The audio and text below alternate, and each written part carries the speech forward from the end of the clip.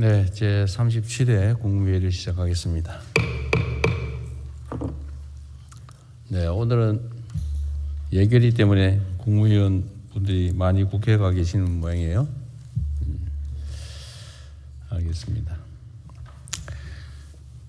균형 발전은 대한민국의 지속 가능한 발전과 우리 국민들의 삶의 질적 변화를 위해서 반드시 넘어야 할 관문입니다.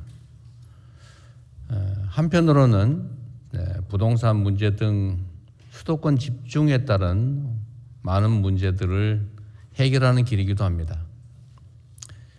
대한민국이 가지고 있는 많은 문제 중에 가장 핵심적인 문제가 수도권 1극 체제입니다.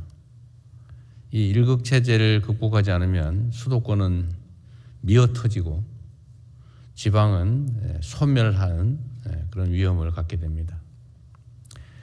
또 한편으로 지방에 사는 국민도 대한민국 국민이고 또 지방도 대한민국 국토입니다.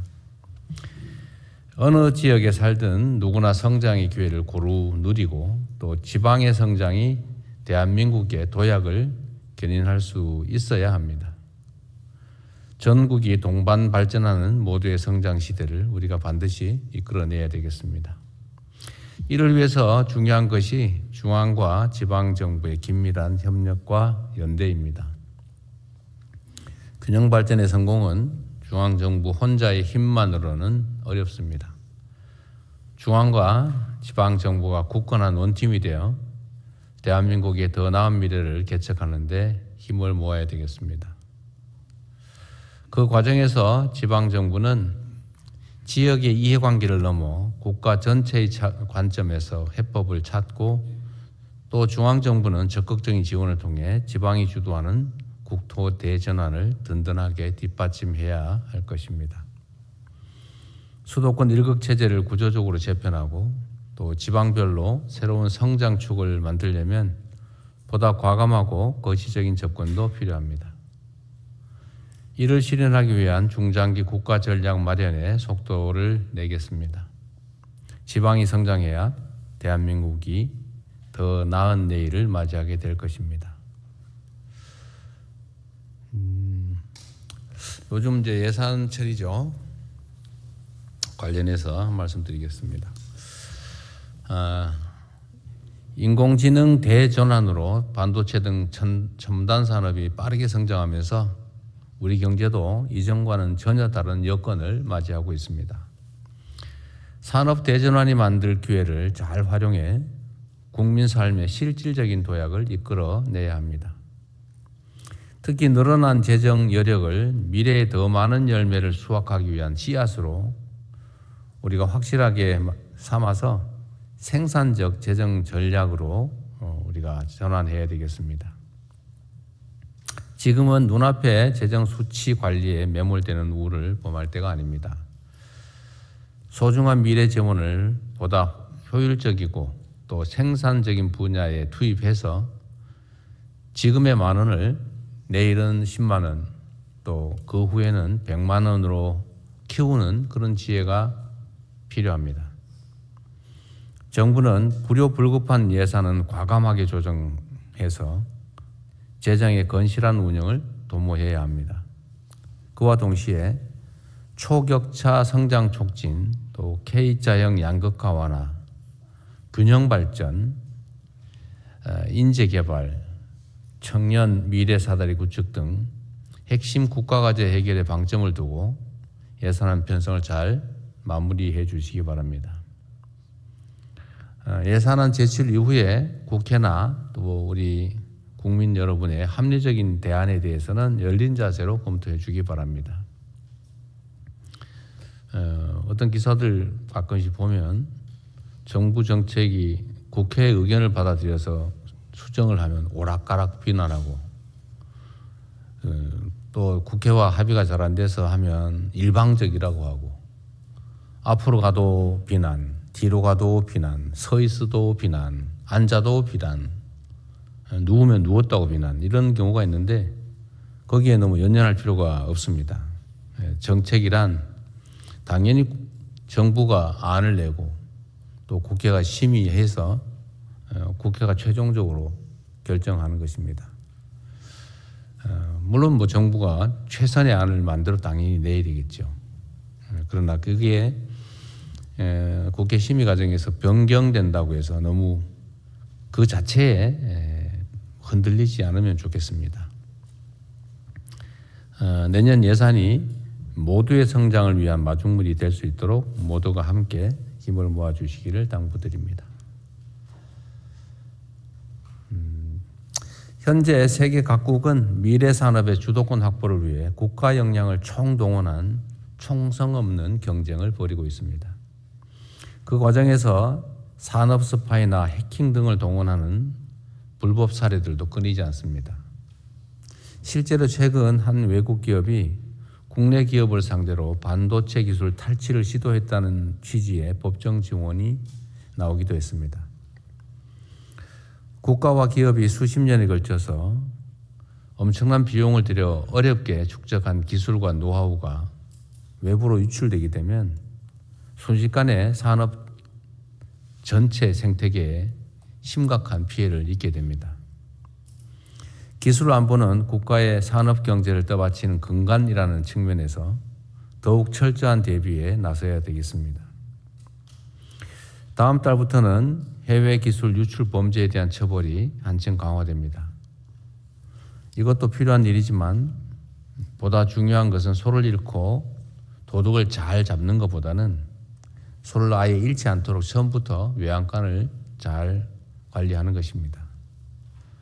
국정원과 경찰을 비롯한 관계기관은 핵심 산업기술 보호가 곧 국가안보다라는 자세로 대응 체계를 철저하게 확립해 주기 바랍니다. 기관 간의 정보 공유와 함께 공조체제도 물샐 틈 없이 구축해야 합니다. 국민과 기업들이 오랜 시간 피땀 흘려 일군 국가 핵심 기술이 대한민국의 지속적 성장을 견인할 수 있도록 기술 안보에 한치의 빈틈도 허용해서는 안 되겠습니다. 오늘 보고에 있는지 모르겠는데 지금 최근에 경찰의 기강 해이 문제, 또 치안 문제에 있어서의 무책임 이런 것들이 꽤 문제가 심각하게 대두되고 있습니다. 사실 그 경찰들의 이 문제는 뭐 어제 오늘의 일은 아닙니다. 워낙 숫자가 많다 보니까 가지 많은 나무에 바람 잘 날 없다고 여러 군데서 이런 문제들이 생겨날 수 있습니다.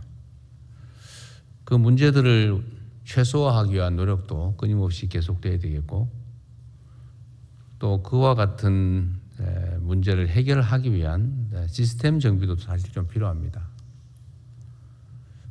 이게 경찰은 상명하복의 매우 중요한 국가 기관 조직인데 지휘 책임이라고 하는 게 매우 중요합니다.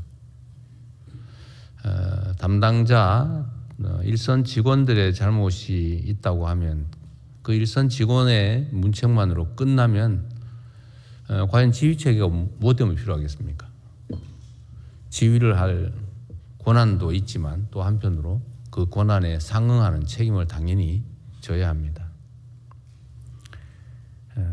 그래야 평소에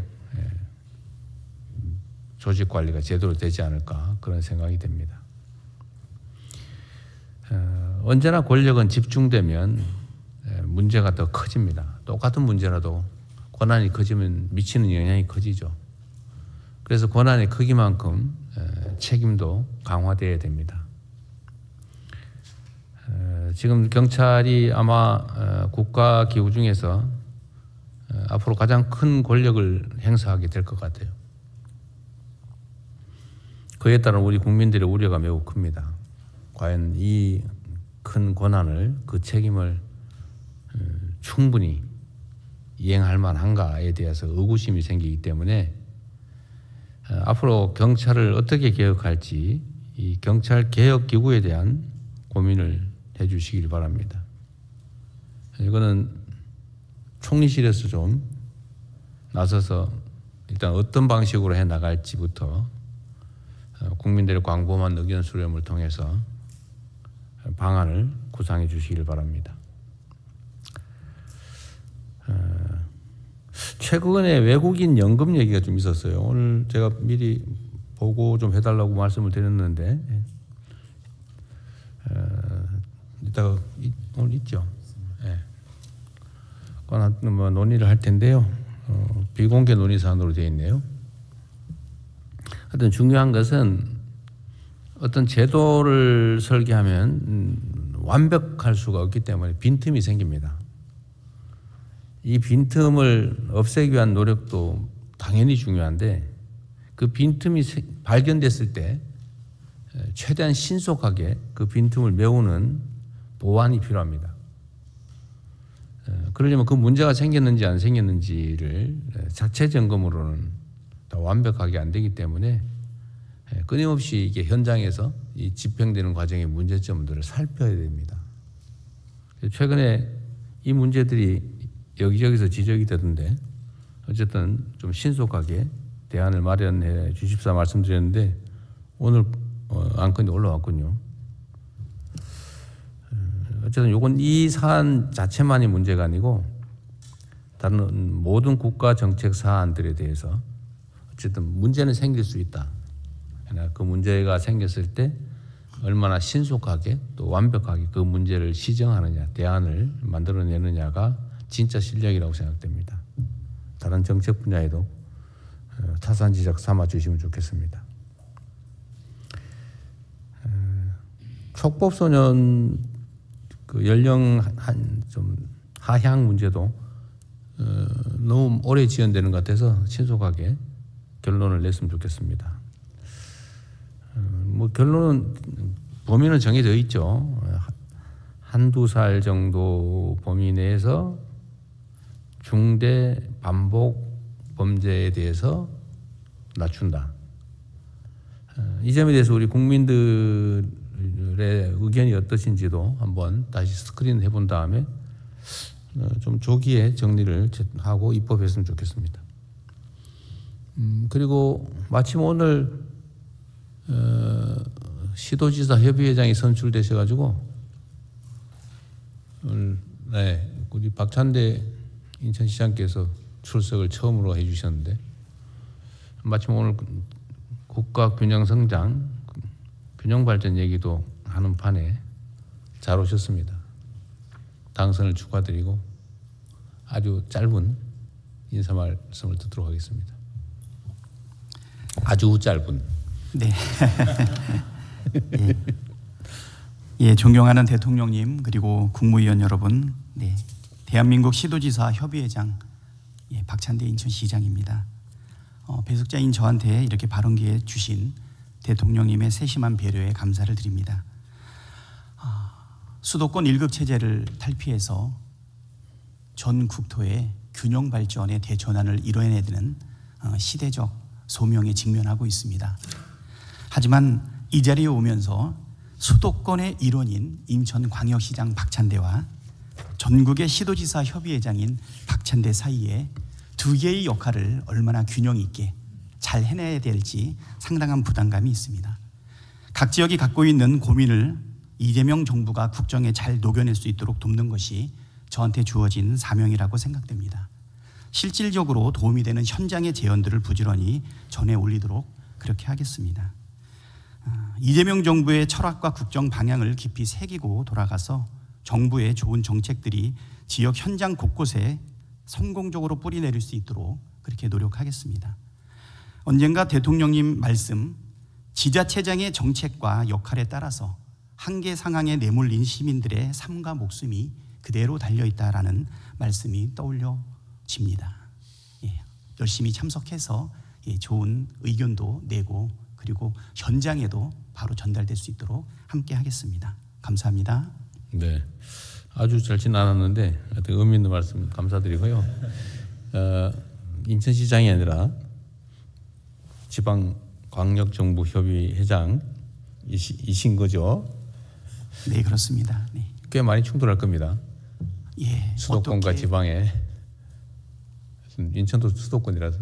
인천도 수도권인데 서울과 경기 사이에 그렇죠. 중간쯤에 약간 애매함이 있을 겁니다. 어쨌든 환영합니다.